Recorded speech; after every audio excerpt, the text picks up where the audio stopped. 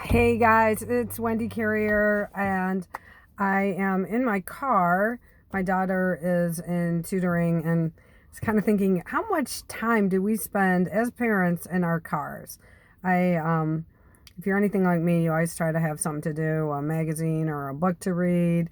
I'm trying not to just scroll mindlessly through Facebook, trying to use my time effectively today. But I wanted to talk to you about goal setting. And goal setting is such a big deal, but we have seen it so many times in so many different ways in the programs that we do. And I just don't want anybody to skip through it because it's such an important step. Oh, yeah, I know what goal setting is. I've done that myself, but it's such an important step, figuring out what exactly you are working toward. Seems basic, right? And maybe you know what you're working toward, but taking a few minutes to, or several hours or a weekend to really think about what you want to create in this life that you have, to take.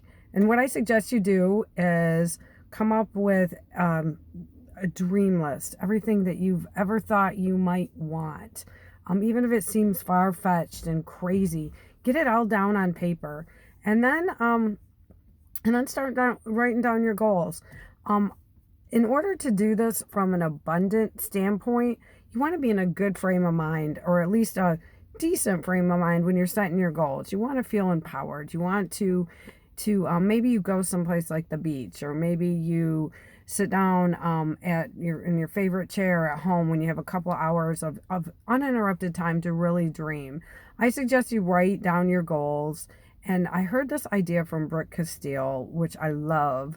And she suggests writing down 25 goals.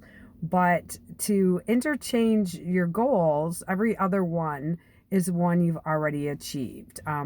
For example, my goal is to be married and have 4 children. I'm going to write that down. At one time, that was a big goal of mine, and something that I dreamed about. I couldn't wait to be married to a great man. I couldn't wait to bring children up in this world. And even though that's a goal I've already achieved, I'm going to make that number 1.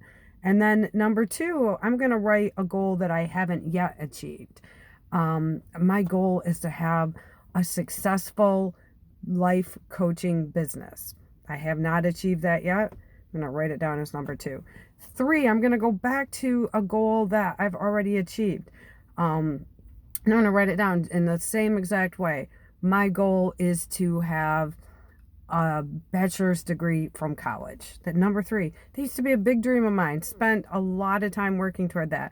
I achieved it. And anyway, so then 4 comes up, and my goal is to something I haven't achieved, that I want to do. My goal is to run a 5K in 30 minutes. I've not come close to that yet. It would be a great goal for me to have, something I'd like to do, run faster, run smarter. So I'm going to write that down. So every other goal you make something that you've already done, and then you put your goals, interchanging them with things you've accomplished. And what it does is it puts you in this abundant mindset, this mindset of, I can do things. Look at, I have achieved these goals in the past. And it makes your goals all kind of on the same plane. Like, here's what I've done so far. Here's what I'm going to do in my future. And they're not that different. They're not that far apart. I found that exercise to be super empowering.